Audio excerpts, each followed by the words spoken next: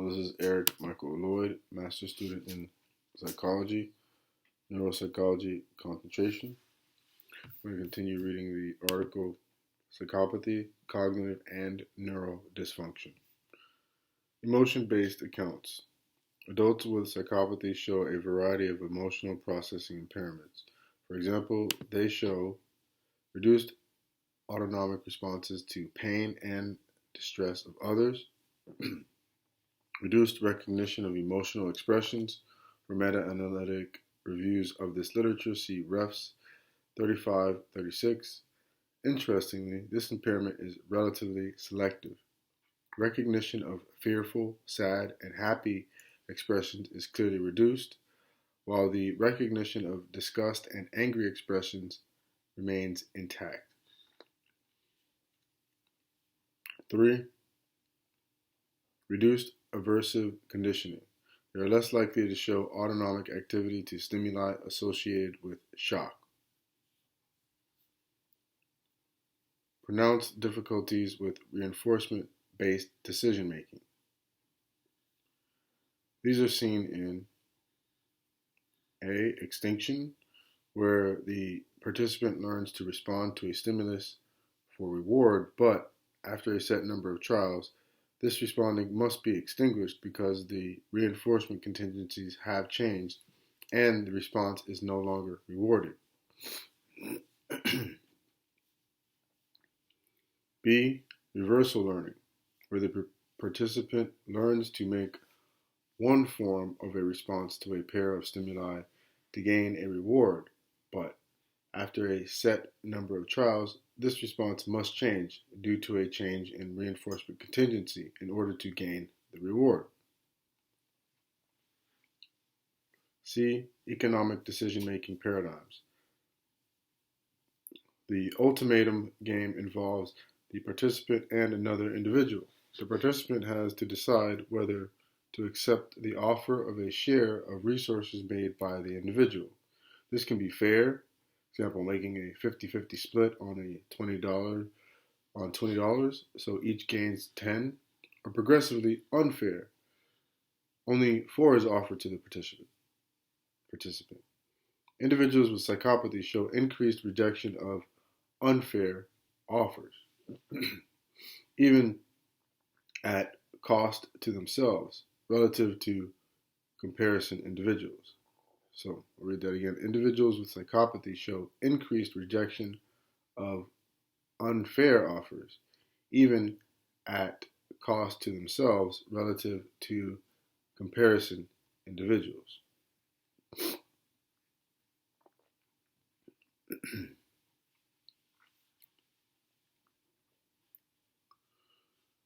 D. Moral judgment. Individuals with psychopathy show reduced responsiveness to what can be termed care-based transgressions, i.e., transgressions involving harm to another. For example,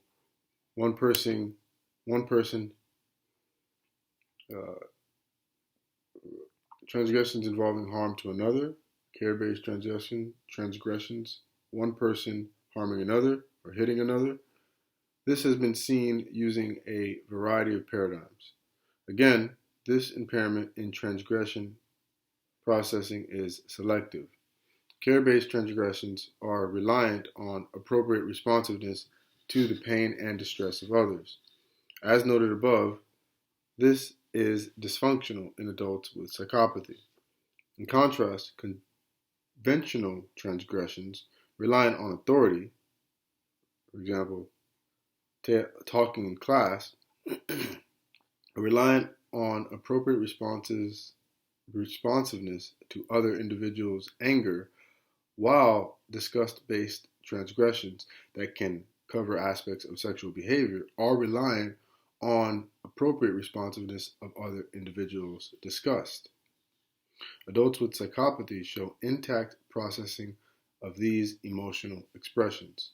They also show intact processing of these forms of transgression. Given these data, a variety of authors have suggested that an emotional dysfunction underpins the deficits seen in individuals with psychopathy. The oldest of these positions suggested that punishment processing was dysfunctional, while reward processing was intact or even possibly superior. It is now clear that the situation is considerably more complicated. Three critical data points are important to note. First, the expression impairment is not seen for all aversive expressions. It is seen for fear and sadness, but not anger and disgust.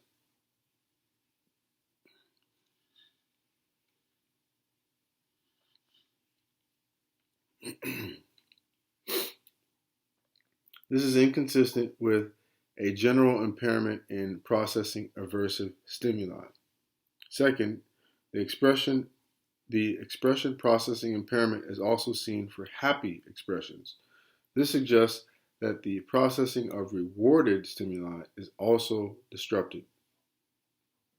Third, the immediate response to punishment is intact in adults with psychopathy.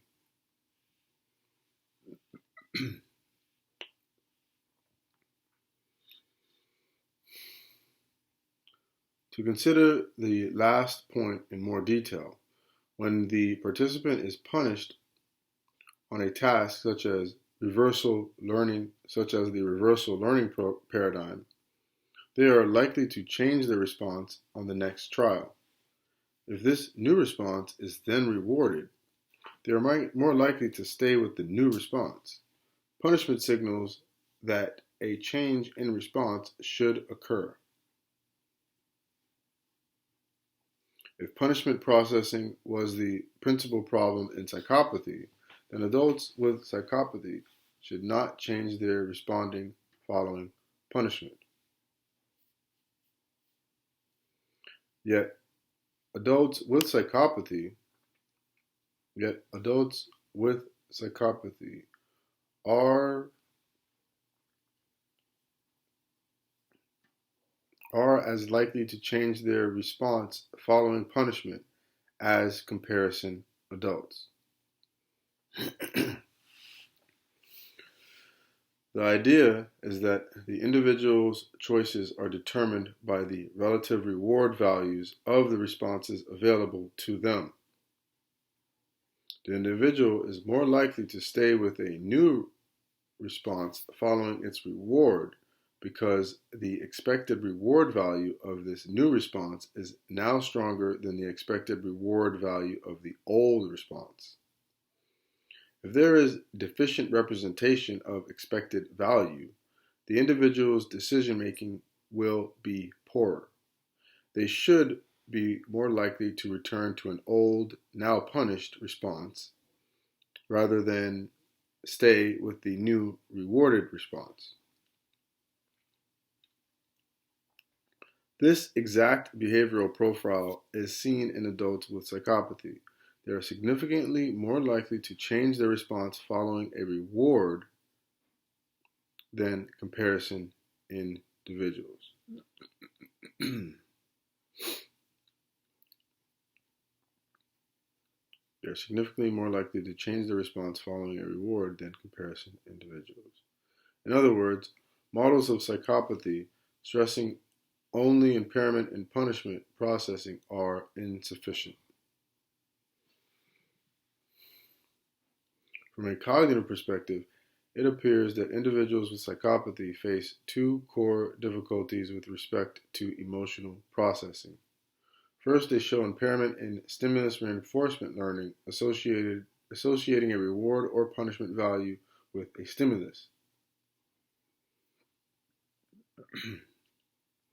This is most clearly manifested in their difficulty on aversive conditioning tasks, but it is also relevant to their impairment in processing both the distress, the fear, sadness, and pain, as well as the happiness of others. Emotional expressions can be considered to be reinforcers, allowing humans to rapidly transmit valence information on objects and actions between one another. You regard actions resulting in fear and pain as bad, and actions resulting in happiness as good. Indeed, it is argued that care-based transgressions come to be regarded as bad because of the association of representations of these transgressions with the aversive feedback of the distress of the victims of these transgressions. So read that again. Indeed, it is argued that care-based transgressions come to be regarded as bad because of the association of representations of these transgressions with the aversive feedback of the distress of the victims of these transgressions. In line with the position here, adults with psychopathy regard care-based transgressions as less bad than comparison adults.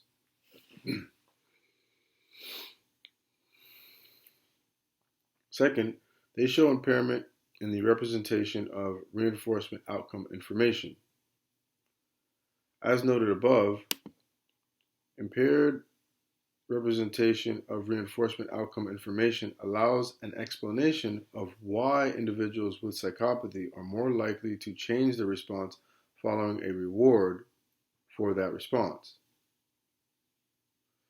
The value of the new response is updated and represented more poorly, resulting in another response being chosen, leading to an increased probability that the subject will change their response.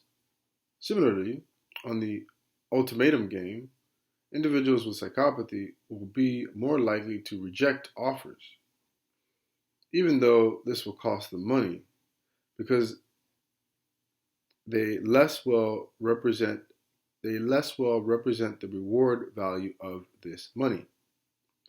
There is also likely a third difficulty in prediction error signaling. There is also likely a third difficulty in prediction error signaling.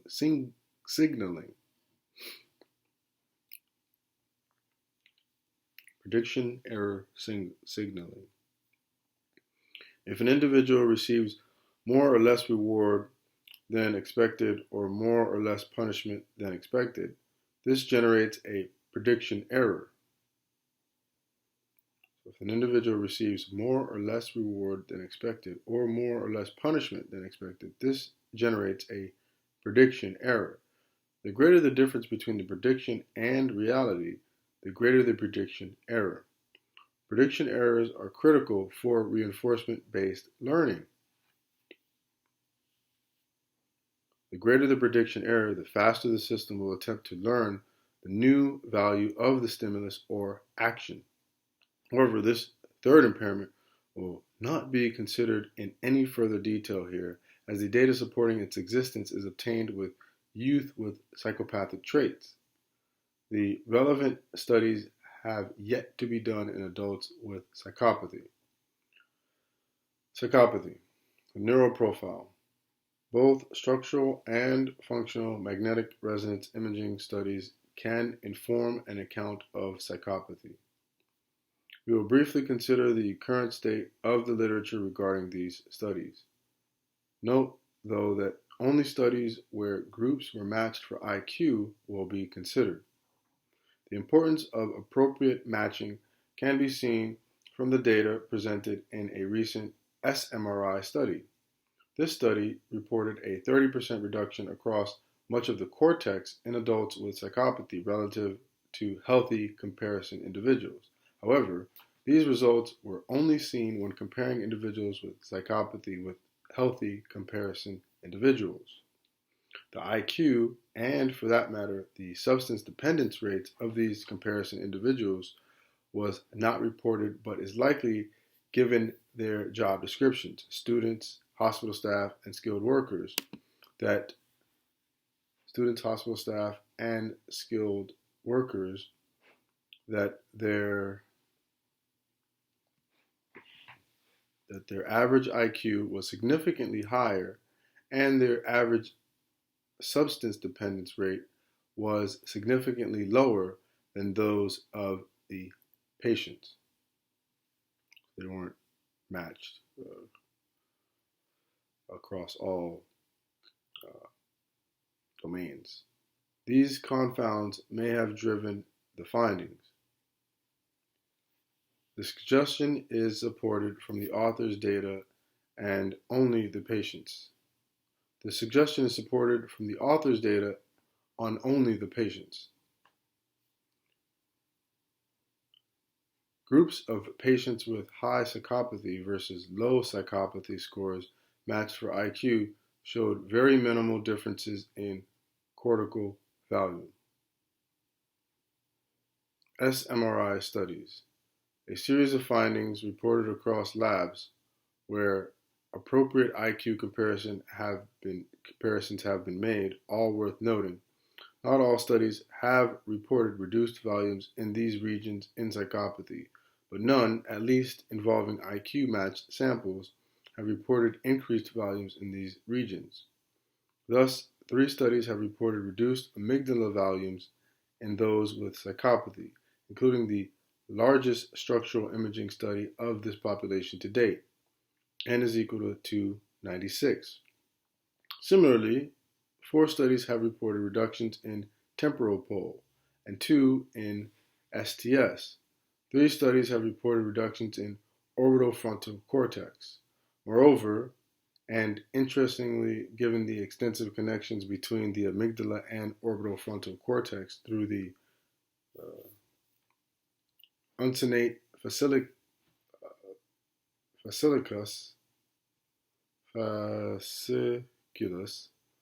the uncinate fasciculus, white matter tract, all 3 DTI studies, diffusion tensor imaging studies, examining the structural integrity of this tract in individuals with psychopathy have reported reduced structural integrity relative to comparison individuals. Functional MRI studies. Regrettably, again, many of the functional MRI, fMRI studies of psychopathy, even when IQ was assessed as IQ greater than 80, was exclusory, did not report that groups were matched for IQ, making their interpretation problematic. Consequently, the data from such studies will not be considered here. However, studies where appropriate IQ matching was conducted include investigations of moral judgment, expression processing, emotional memory, processing abstract and concrete words, emotional theory of mind, and connectivity mapping.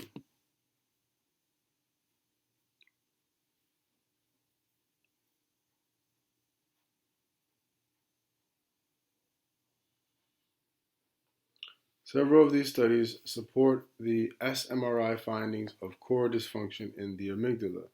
Thus, individuals with psychopathy have been reported to show amygdala activity during moral judgment. And also, a weaker positive association between amygdala activity and severity ratings of transgressions than is seen in healthy individuals. In addition, violent schizophrenic patients with psychopathy show reduced amygdala responses to fearful expressions, though a relationship between psychopathic traits in aggressive individuals and amygdala responsiveness was not seen in another study.